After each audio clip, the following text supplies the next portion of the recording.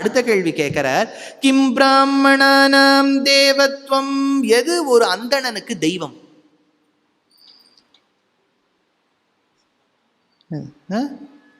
எது எது எதனால அவருக்கு தெய்வத்தன்மை வருது? பெரிய அவரை பார்த்தாலே சார், அவரை பார்த்தா சார் அப்படியே சேவிக்கணும் போல இருக்கு. சில பேரை பார்த்தா உங்களுக்கு அந்த தேஜஸ் அப்படியே தக தக தகான்னு தெரியும். அவரை ஒண்ணுமே சொல்ல வேண்டாம், அவரை போய் விழுந்து சேவிக்கணும் போல தோணும். ஒண்ணுமே இல்லை, காஞ்சி மகாபிரிவா இருந்தா அவர் ஒன்றும் பெரிய ஹீரோ மாதிரிலாம் இருக்க மாட்டார். மெல்லிசு, எலும்பு கூடு மேலே ஒரு தின் ஸ்கின்னை போட்டால் எப்படி இருக்கும் அப்படிதான் இருப்பார். ஆனால் அப்படியே திரளுவா எல்லாரும். ஹீரோலேருந்து எல்லாரும் அவரை போய் விழுந்து சேவிப்பா. ஏன் ஏன் அவருக்கு அந்த தெய்வத்தன்மை வந்தது? ஸ்வாத்தியாய ஏஷாம் தெய்வத்வம். ஸ்வாத்தியாயம்னா பிராக்டிஸ். பிராக்டிஸ் இருக்கணும் இல்லையா? இப்போ நீங்கள் இந்த யக்ஷ பிரஷ்னத்தில் கேட்ட கேள்வியும் பதிலும் நீங்கள் குறித்து வச்சுட்டு ஒரு 10 நாள் ப்ராக்டிஸ் பண்ணுங்க, உங்களுக்கு எல்லா கேள்வியும் ஞாபகம் வந்துடும். நம்ம வாழ்க்கையில் கூட we will try implementing. ஓஹோ, ஸ்வாத்தியாயம்னா ப்ராக்டிஸ் போல இருக்கு, நம்மளும் ப்ராக்டிஸ் பண்ணணும். ஒரு பாட்டுனா, இப்போ கர்நாடக சங்கீதம் கற்றுக்கிறேன்னு வச்சுக்கோங்க, ஒரு மேடையில் அந்த பாட்டை பாடணும்னா ஒரு 100 தடவை ப்ராக்டிஸ் பண்ணிட்டு தான் மேடையில் பாடணும். பார்த்து பார்த்து பார்த்து இப்போ ஹிரண்மயீம் லக்ஷ்மியும் காற்று அடிச்சதுன்னா போச்சு இல்லையா? சதா லைட் அணைச்சான்னு போச்சு. ப்ராக்டிஸ். ஒரு மேடையில் ஏறணும்னா ப்ராக்டிஸ் இருக்கணும். நீர் நோட்ஸ் வச்சுட்டு ஏறனா நமக்கு அவ்வளோலாம் ஞாபகம் இருக்கா? இவ்வளோ 124 கேள்வி லிஸ்ட்டு. அதுக்காக நான் சொல்கிறதெல்லாம் எழுதி வச்சுட்டேன்னு வச்சுங்கோ. குட்டி சாஸ்திரிகள் பஞ்சாங்கம் அப்படின்லாம் எழுதி வச்சுட்டேன்னா நோட்ஸுன்னு அர்த்தம். அடுத்ததாக நாம் பார்க்க நியூஸ் படிக்கிற மாதிரி படிக்கூடாது. ஸ்வாத்தியாய பிராக்டிஸ் இருக்கணும். அடுத்தது கஸ்ய தர்ம சதாமிவ. அதனால சொல்றார், சில கொஸ்டின்லாம் அவர் ரிப்பீட் பண்ற மாதிரி இருக்கும். எப்படி இவனுக்கு தர்மம் வரும்னு கேட்டா, தப ஏஷாம் சதாமிவ. தபஸ் பண்ணிகிட்டே இருக்கணும். தபஸ் எப்படி தபஸ் பவர்ஃபுல்லா இருக்கணும்னு ஒரு விஷயம் சொல்றேன்.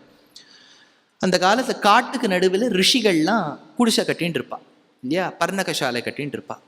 துஷ்யந்தன் ஒரு மகாராஜா தெரியுமா? சகுந்தலை. என் ஒய்ஃப் நல்லா வரல இங்கே, அதனால சகுந்தலைன்னு விட்டா ஓ யார் அது அப்படின்னு நினச்சிப்போம். அதனால சகுந்தலை துஷ்யந்தனை கல்யாணம் பண்ணிட்டோம். அவள் கல்யாணம்னு பண்ணிக்கல, ரிஜிஸ்டர் மேரேஜ் பண்ணிட்டா. காந்தர்வ விவாகம்னு பேர் அந்த காலத்தில். 8 விதமான கல்யாணங்கள்ல ஒரு கல்யாணம் எப்படின்னா, பிள்ளைக்கு பெண்ணை பிடிச்சிருக்கு, பெண்ணுக்கு பிள்ளை பிடிச்சிருக்கு, எலிஜிபிலிட்டிலாம் இருக்குன்னா அவள் ஏதாவது ஒரு எக்ஸ்சேஞ்ச் மெட்டீரியல் மாற்றிக்கலாம். ஒன்று மோதிரம் மாற்றிக்கலாம், செயின் மாற்றிக்கலாம். மாற்றிட்டு அவ்வளோதான், ரிஜிஸ்டர் ஆஃபீஸ் ரெஜிஸ்டர் பண்ணி போயிடுவா. பஞ்சபூதங்களே உங்களை நான் சாட்சியாக வைத்து கல்யாணம் செய்து கொண்டேன்னு ஆயிடுத்து. எவ்வளோ சீப்பாக எடுத்து பாருங்க இல்லையா? நம்ம உட்காந்து வெத்தலை பாக்கில் போட்டு இப்போ பிள்ளை பேரை எழுதி, பையன் பேர் எழுதி, ஒரு பிஇ பக்கத்தில் எம்எஸ்ஸை போட்டு மேலே ஒரு லைனை போட்டு வித் காம்ப்ளிமெண்ட்ஸ் ஃப்ராம்னு ஒரு பெரிய கட்டுரையை எழுதி அதெல்லாம் எடுத்து. சகுந்தலா அந்த காலத்தில் எக்கனாமிக்கலாக ஒரு கல்யாணம் முடிச்சுட்டா. அவள் என்னென்னா, அவள் அப்பா எங்கேயோ கண்வர் எங்கேயோ போயிருக்கார், வளர்த்த திருத்தந்தையார். பெத்த அப்பா விஸ்வாமித்திரர் என்ன பண்ணிட்டார், அவர் தவம் பண்ணணும்னு நினச்சி பார்த்தார். அதுக்குள்ளே இந்த இந்திரன் என்ன பண்ணியிருக்கான், பிடிடின்னு ஒரு டிபார்ட்மெண்ட். பிடபிள்யூடி கேள்விப்பட்டிருக்கல? பிடபிள்யூடி இந்திரன் சொர்க்கலோகத்தில் பிடிடின்னு வச்சுருக்கான், பெனன்ஸ் டிஸ்ட்ரக்ஷன் டிபார்ட்மெண்ட். யாராவது ஒருத்தர் தபம் பண்ணா இவனுக்கு பொறுக்காது. உடனே 4-5 பேர் வச்சுருக்கான். மேனகா, திலோத்தமா, ரம்பா இவாளெல்லாம் வச்சுருக்கான். அவள்லாம் போய் டான்ஸ் ஆடுவா. அந்த ரிஷி அப்படியே கண்ணை திறந்து பார்ப்பார். அப்படியே அவரோட தபஸெல்லாம் போயிடும். அந்த ஒரு ப்ராசஸில் மேனகாக்கும் விஸ்வாமித்திரக்கும் குழந்தையே பிறந்துடுத்து. அப்புறம் தான் பாவம் ரொம்ப வருத்தப்பட்டு மறுபடியும் திரும்பி அவர் பாவம் ஒரு தடவையும் சார்ஜ் பண்ணிப்பார் தன்னை. சார்ஜ் எல்லாம் போயிடும். நம்ம ஃபோனில் போய்ட்டு பாருங்க, சார்ஜ் எல்லாம் போயிடும். மறுபடியும் தவம் பண்ணாதான் வரும். அப்புறம் காயத்ரி மந்திரத்தை ரொம்ப கஷ்டப்பட்டார் அவர். அதனால விஸ்வாமித்திரருக்கு ஒரு பொண்ணு பிறந்துடுத்து. மேனகாவும் விட்டுட்டு போயிட்டா. மேனகா எப்படின்னா, விட்டுட்டு குழந்தையெல்லாம் பிறந்தாச்சு, அவ்வளோதான் போயாச்சு. அது இந்திரன் சொல்லியிருக்கான், you should come alone. Visa ஒருத்தருக்கு தான், பிறந்த குழந்தைய கூட கிடையாது. அவள் விட்டுட்டு போயிட்டா. என்ன அம்மா பாருங்க, விட்டுட்டு போயிட்டா. விஸ்வாமித்திரர் பண்ணா தவம் செய்ய வேண்டும், ராஜரிஷி ஆக வேண்டும், பிரம்ம ரிஷி ஆக வேண்டும். அவருக்கெல்லாம் பெஞ்ச் மார்க் யாருன்னா, இலக்குன்னா வசிஷ்டர் வாயாலே பிரம்ம ரிஷின்னு வரணுமோன்னு அதுக்காக தான் இவ்வளோ மெனக்கெட்டு இருக்கு. குழந்தைய விட்டுட்டு போயாச்சு. ஜோனு மழை அங்கே கொட்டது காட்டுல. அப்போ அந்த குழந்தையை சம்ரட்சிக்க வேண்டும்னு காட்டில் இருந்த பறவை இனங்கள் தன்னுடைய சிறகால் கொடை பிடித்ததாம். பக்ஷிக்கு ஷகுன்னு பேரு. ஷகு பக்ஷிகள் அதுக்கு கொடை பிடிச்சதுனால அந்த குழந்தைக்கு சகுந்தலா அப்படின்னு பேருந்து. அவர் அப்படி கன்வர்னு ஒரு மகரிஷி பாவம் வந்தார். அவர் பாவம் பேட்டி பச்சாவோ பேட்டி படாவோன்னு இந்த பெண்ணை ஸ்வீகாரம் பண்ணிட்டார். காட்டில் இருக்க அவர் எங்கேயோ பாவம் அசைன்மெண்ட்டுன்னு போயிருக்கார். அவர் யாரோ புரோஹித காரியத்துக்கு கூட்டிருக்கா, புண்ணியாவச்சனமோ என்னவோ போயிருக்கார். அப்போ துஷ்யந்தன் வரான். அந்த துஷ்யந்தனுடைய சாரதியோட வரான். அன்னைக்கு அவன் வந்து ஹண்டிங்காக வந்திருக்கான், அவனுக்கு ஃப்ரீ டைம் கிடைச்சிருக்கு. ஹண்டிங் அந்த காலத்துல அது ஒரு பெரிய லீஷர் ஹாபி. வரான் காட்டுக்கு வரும்போது என்ன பண்றான்னா, அந்த ஆசிரமத்துக்குள்ள நுழைய போறான். அப்ப என்ன பண்றான், தன்னுடைய சாரதியை கூட்டி சொல்றான். இதெல்லாம் அபிஜ்ஞான சாகுந்தளம்னு ஒரு காவியத்துல தேசிய காளிதாசன் காமிச்சிருக்கான், பியூட்டிஃபுல். சாரதியை பார்த்து சொல்றான், எனக்கு மர உரியை எடுத்துட்டு வா, என்னுடைய ட்ரெஸ் ஃபாரஸ்ட் ட்ரெஸ் எடுத்துன்னு வா. ஏன் ஃபாரஸ்ட் ட்ரெஸ் எடுத்துன்னு வரணும்னு அவன் பாவம் அந்த சாரதி கேட்டான். என்ன சார் இப்படியே போகலாமே? இல்லை, எந்தெந்த இடத்துக்கு எப்படி போகணுமோ அப்படிதான் போகணும். ஒரு சின்ன சாஸ்திரம் அடங்கி வச்சு கொடுத்து பாருங்க, மாத்திக்கிறான். இப்போ இந்த ஆசிரமத்துக்குள்ள நுழையிறான். அப்போ அந்த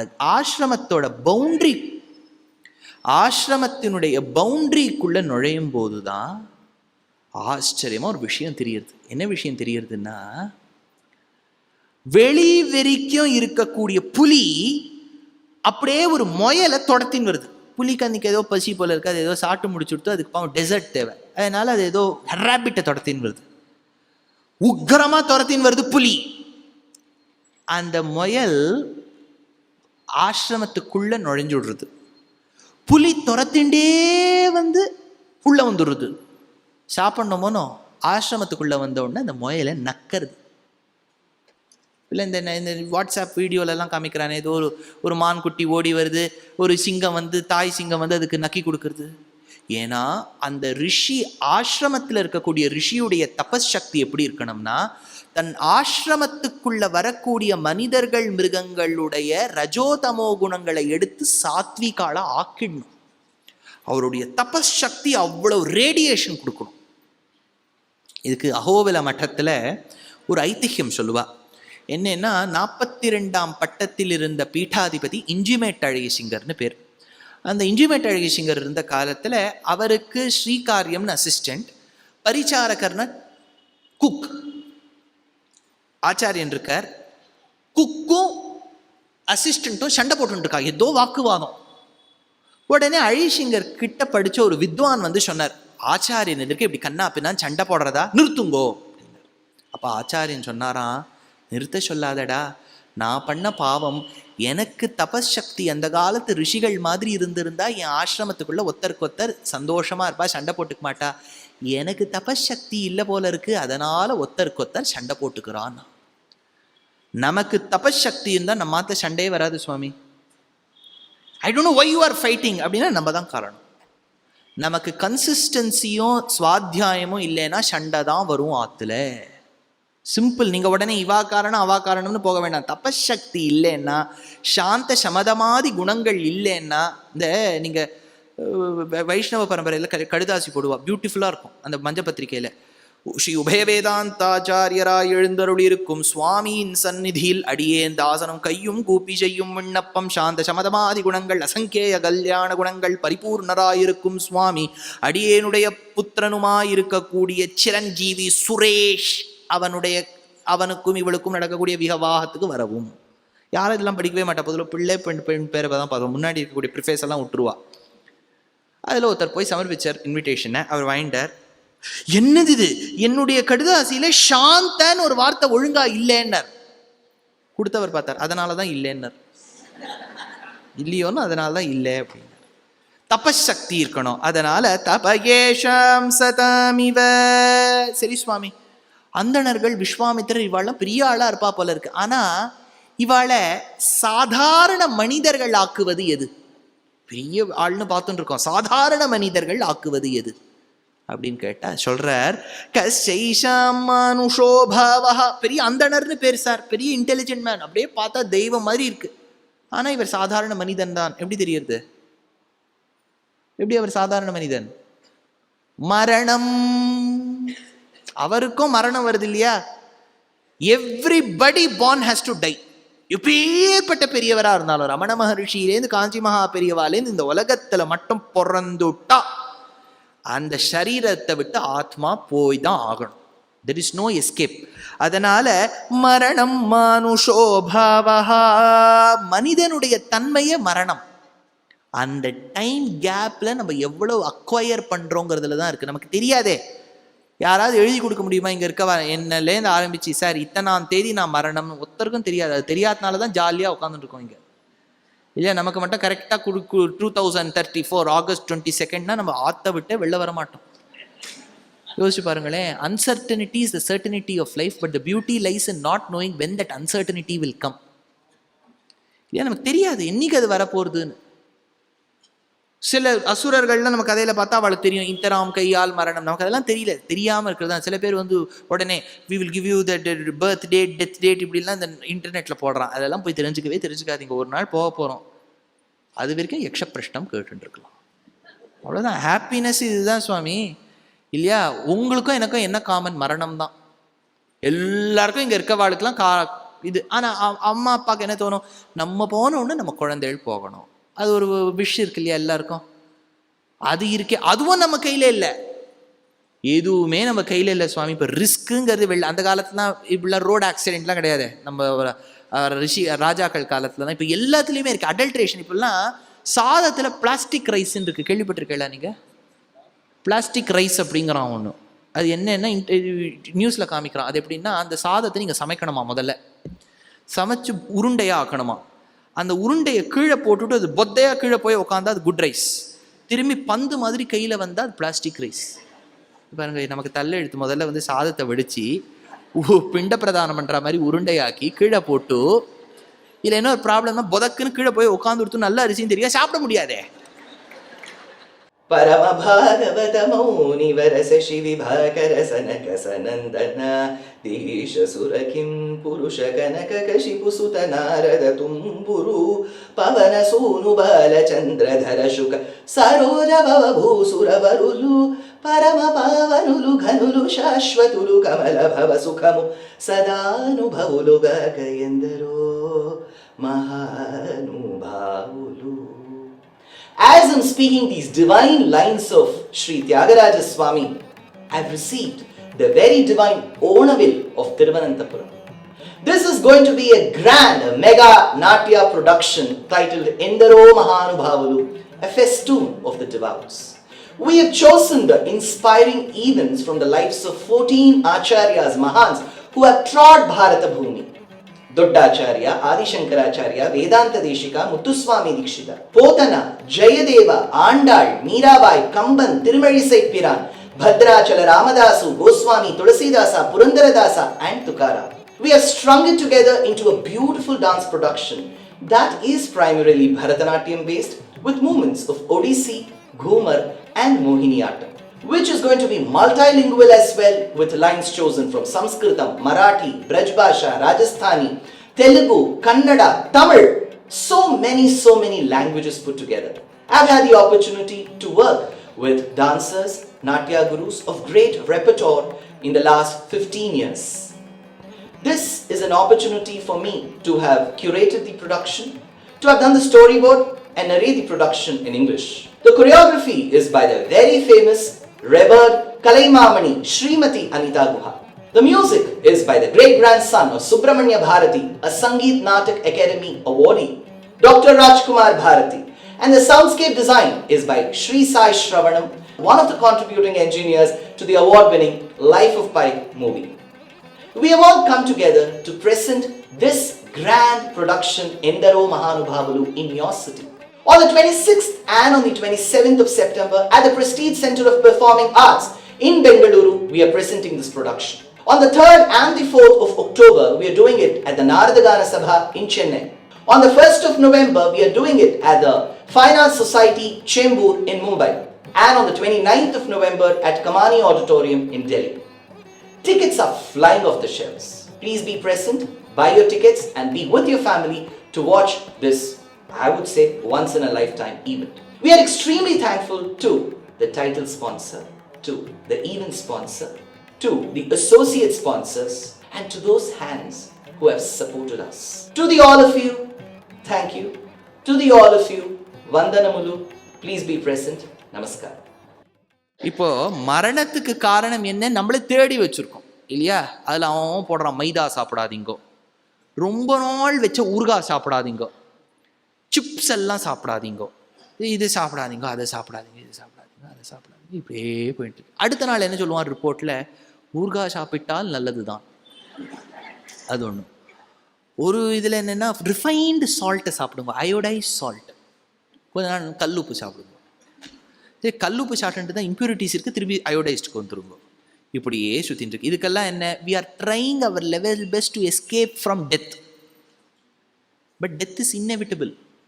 அதுதான் ஒரு அந்தணனுக்கும் சாதாரண விஷயம். மரணம் மரணம் மானுஷோபாவஹா.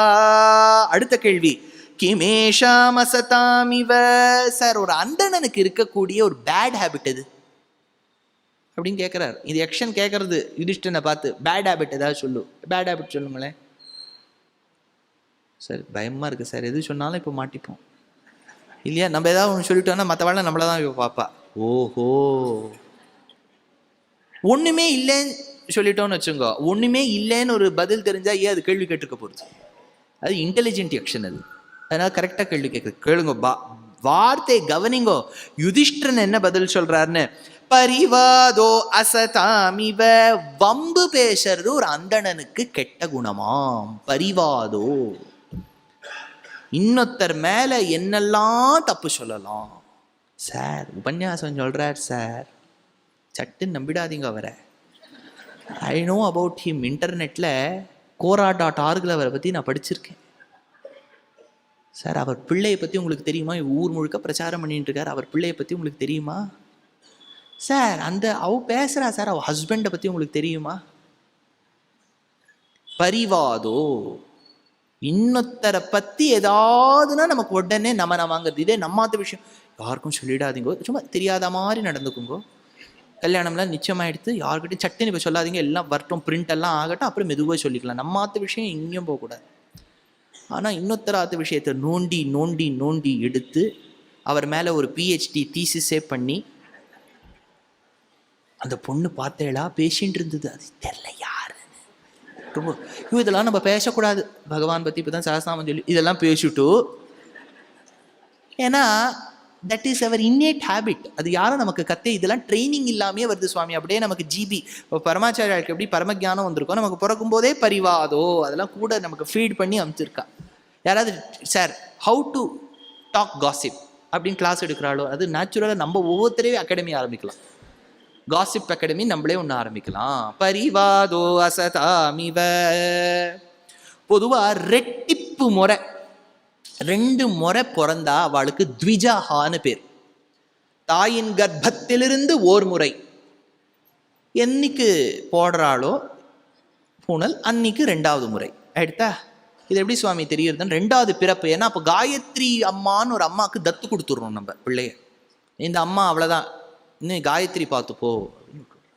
8 மணிக்கு சொன்னால் உடனே உங்களுக்கு கோவம் வந்துடும், காயத்ரி பார்த்துப்போன்னா இல்லையா? அதனால ஒரு அம்மா கிட்ட கொடுத்துரும். இது எப்படி சுவாமி தெரியுதுன்னா, ராமர் பிறந்து கல்யாணம் ஆகும்போது வயசு 12, சீதையோட கல்யாணமாகி 12 வருஷம் அயோத்தியாவில் ஹாப்பியாக இருந்தார். அவருக்கும் ஹாப்பி டேஸ்லாம் இருக்குது. 12 + 12 24 ஆச்சா. 24 இயர்ஸ் இருக்கும்போது தான் நம்ம மந்த்ரா வரா. யார் மந்த்ரா? கூனி யார் மந்த்ரா? அவ தான் நானி, நம்ம கைகேயுடைய நானி. கைகேயுடைய அம்மா வந்து அந்த காலத்தில் ரொம்ப பார்ட்டிக்கு போவோம். அதனால் அவளுக்கு குழந்தைய பார்த்துக்கிறதுக்கு முடியாது. அதனால் டே கேரில் விட்டுட்டா, க்ரஷ். அதில் தான் மந்தரான்னு ஒருத்தி வந்து சேர்ந்தா. அவள் வந்து கூனோடு இருப்பா, அவளுக்கு ஏதோ ஹஞ்ச் ப்ராப்ளம். அதனால் இந்த சின்ன குழந்தையிலேருந்து இந்த கைகையை வளர்த்தவள். அதனால் வாடி போடின்னு தான் 2 பேரும் பேசிப்பா. அந்த கைகேயி வாழ்ந்த ஊர், மந்தரா வாழ்ந்த ஊர் எதுன்னு கேட்டேன்னா அந்த காலத்து ரஷ்யா அப்படின்னு பரமாச்சாரியால் சொல்லுவார். கேகேஎம்ங்கிறது ரஷ்யா அப்படிம்பார். சில பேர் வந்து அது ஆப்கானிஸ்தான் பாகிஸ்தான்கிறா, ஏதோ ஒன்று. கைகேயி அந்த ஊரை சேர்ந்தவள். The concept of foreign daughter in law ruling the country has been in practice, ரொம்ப வருஷமா இருக்கு. அதனால மந்தரா வரா கைகேயி உடைய பிரெயினை வாஷ் பண்ணுறதுக்கு.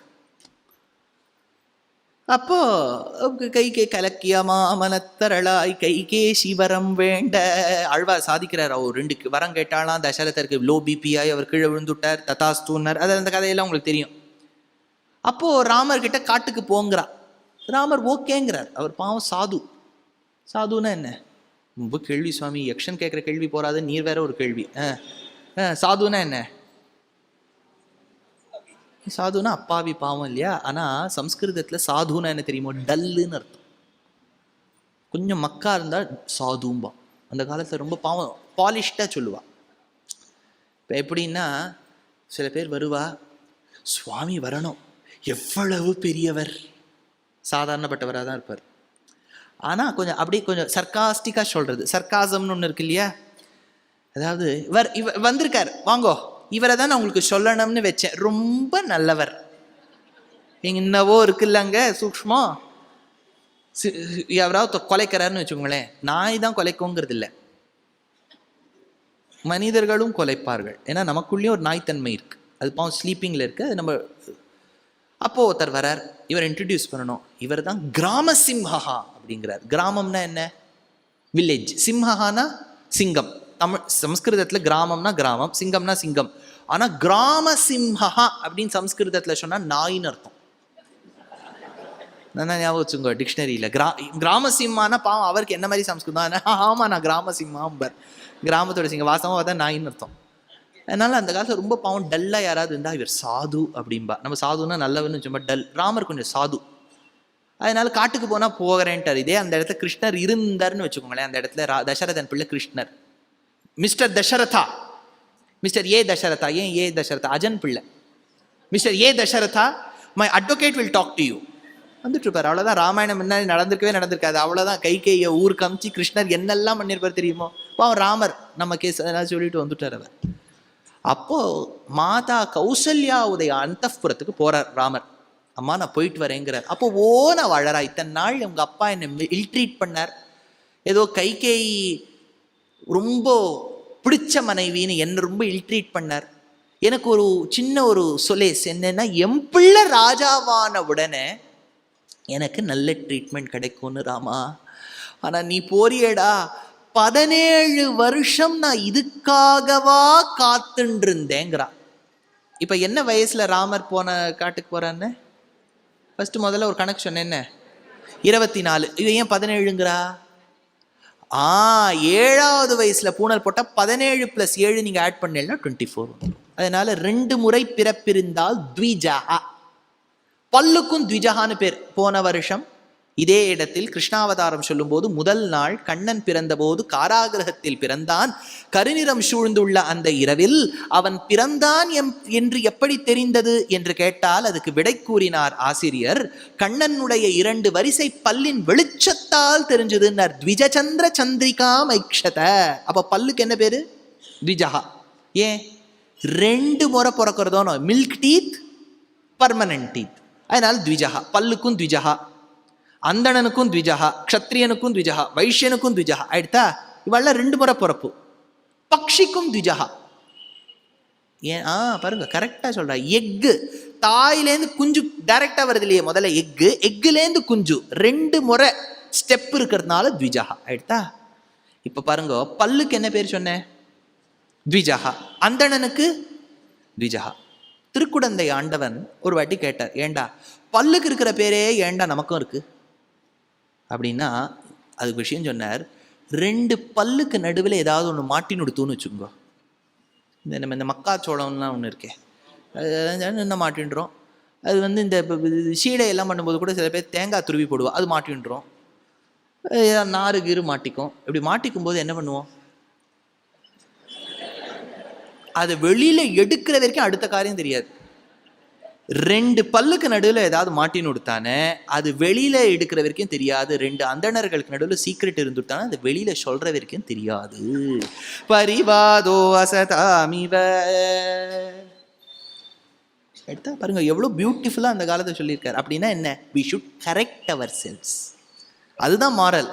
சுவாமி அவரே சொல்லிட்டார் அப்படின்னு சர்டிஃபிகேட் கொடுத்துட்டாருன்னு அர்த்தம், நம்ம திருத்திக்கணும்னு அர்த்தம்.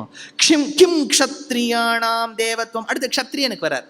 கிம் க்ஷத்ரியாணாம் தேவத்துவம். க்ஷத்ரியனுக்கு எது டிவினிட்டி?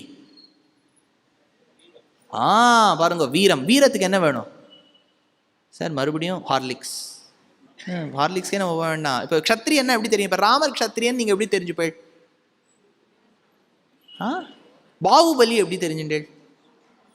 கையில் என்ன வச்சிருந்தார் அவர்? வில். இல்லையா? அந்த வில் அம்பு. அது அப்படின்னா என்ன? சஸ்திரங்கள் தான் ஒருவனுக்கு தெய்வம். அதனால்தான் ஆயுத பூஜான்னு பேர் தெரியுமா? ஆயுத பூஜா அப்படின்னா என்ன? நமக்கு எது வேலை கொடுக்கறதோ அதுதான். இப்போ நான் என்ன பண்ணணும்? மைக்கை தான் வச்சுக்கணும் இல்லையா? அந்த காலத்து புஸ்தகத்தை வச்சுருந்தா இப்போ மைக். ஏன்னா மைக் இருந்தால் தான் எல்லாருக்கும் காது விழருது. அது சில பேர், சுவாமி நீங்கள் ஒழுங்காக சொல்கிறேள், நடுவில் மைக்கு கிட்ட வந்து கத்துறேள். ஏன் அது? ஏன்னா யாரோ கொட்டாவி விட்டுன்றதை பார்த்துட்டு இருந்துப்பேன். அவளுக்கு பாவம் ஹர்ட் ஆகப்படாதுங்கிறதுக்காக இப்படி கிட்டக்க வந்தேன்னு வச்சுங்கோ, அவள் டக்குன்னு முழிச்சுப்பா. அதுக்கு தான் நீர் உடனே தப்பாலாம் எடுத்துக்காதீங்க. அது சட்டுன்னு அப்படி சில பேர் அப்படியே உறங்குவது போல் இருக்கும்போது அவளை பார்ப்பேன். அவளை டைரெக்டாக சொன்னால் பாவம் கஷ்டம் இல்லையா? பாகவத உத்தமால ஹர்ட் பண்ணக்கூடாது. அவளை பிரம்ம தியானத்தில் இருக்கா. அதனால் அப்படி கொஞ்சம் கிட்டக்க வந்துவிட்டா அப்படியே டக்குன்னு முழிச்சுப்பா. அதனால் க்ஷத்ரியனுக்கு எது தெய்வம் அப்படின்னு கேட்டால் அஸ்திர சஸ்திரங்கள். அஸ்திரம் சஸ்திரம்னா என்ன அப்படின்னு கேட்டால் என்ன? இதில் டெஃபினிஷன் இதெல்லாம் நோட் பண்ணி வச்சுங்கோ. சஸ்திரம்னா எனி ஆப்ஜெக்ட். சேரு, மைக்கு, புக்கு, லோட்டா எல்லாமே சஸ்திரம். அம்பு, வில், வேல் எல்லாம் சஸ்திரம். அந்த வஸ்துக்குள்ள நம்ம ஒரு மந்திரத்தை செலுத்தி விட்டோம்னா அது அஸ்திரம் ஆயிடும். ஃபார்முலா என்ன? Shastra plus mantra is equal to astra. அவ்வளோதான். ஒரு வில்லான சஸ்திரத்துக்குள்ள வாயு மந்திரத்தை செலுத்தி விட்டேன்னா அது வாயவாஸ்திரம். வில்லான வேலா இருக்கக்கூடிய அந்த வேல்குள்ள நான் ஒரு பாசுபதத்தை சுமத்தி விட்டேன்னா அது பாசுபதாஸ்திரம். With mantra shastra becomes astra. க்ஷத்ரியனுக்கு அதுதான் முக்கியம்.